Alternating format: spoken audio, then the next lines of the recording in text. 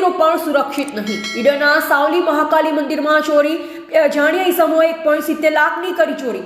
જગતજનની મહાકાલીનો મુંગટ તેમજ હાર ચોરાયો। રોકડ રકમની પણ થઈ ચોરી। ઈડર તેમજ જાદર પોલીસ સામે ઉભા થઈ રહ્યા છે સવાલ। ચોરોના સીસીટીવી આવ્યા સામે। ઈડર તેમજ જાદર વિસ્તારમાં વધી રહ્યા છે ગુના।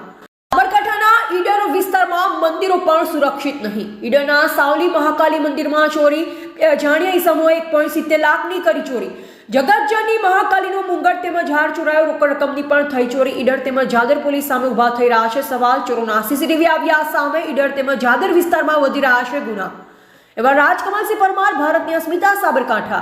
25 રોજ રાત્રે અંદાજે રાત્રે 1 વાગ્યાની આસપાસ અજાણ્યા સમયે આવી અને માતાજીનો અને અખંડ જ્યોત દર્શન સંકુલના 2 લોક તોડી માતાજીનો મુગટ, માતાજીની જીભ અને એક છત્રની ચોરી કરી છે।